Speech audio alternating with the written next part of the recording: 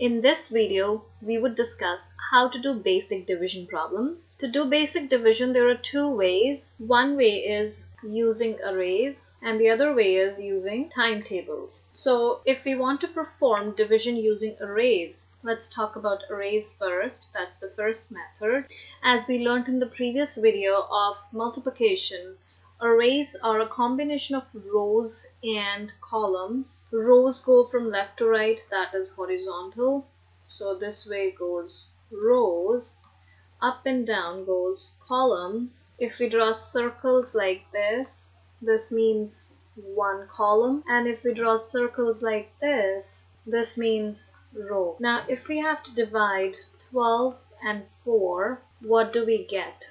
If we use arrays for doing this division, what all do we have to do is just make 12 circles and make 12 circles in the form of arrays, not in just one direction. So if we counted, this is 12, 1, 2, 3, 4, 5, 6, 7, 8, 9, 10, 11, 12. If we divide it by 4, that means we divide this 12 circles into groups of 4. So we make 4 groups, no matter which way you make the groups, be it in the form of rows or columns. So for us, we are making it right now in the form of columns. We got 4 groups and we'll count how many circles are in each group.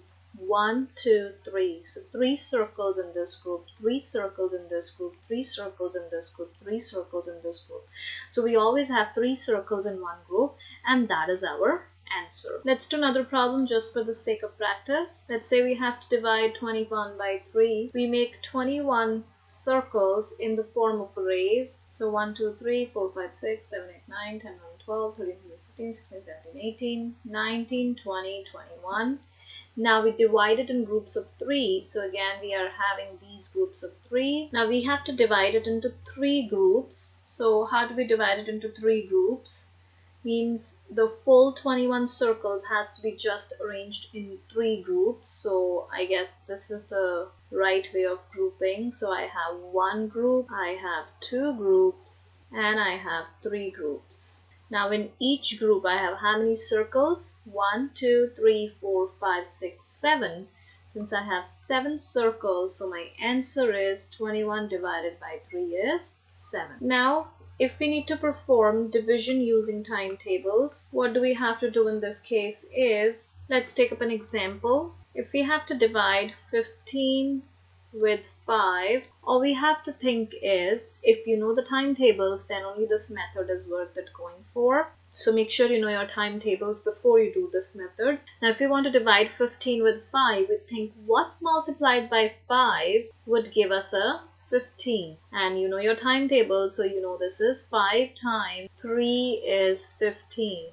So this 3 is the answer. Let's do another example. If we have to divide 24 with 8 and we need to find out what that is, so now we'll think of what multiplied by 8 would give us a 24, and that is a 3 again. So this is 3. Let's do just one last example. Let's say we have 24 divided by 4. Here, what multiplied by 4 would give us a 24? And that is a 6. So 6 is the answer. So this is how we use timetables in order to perform division.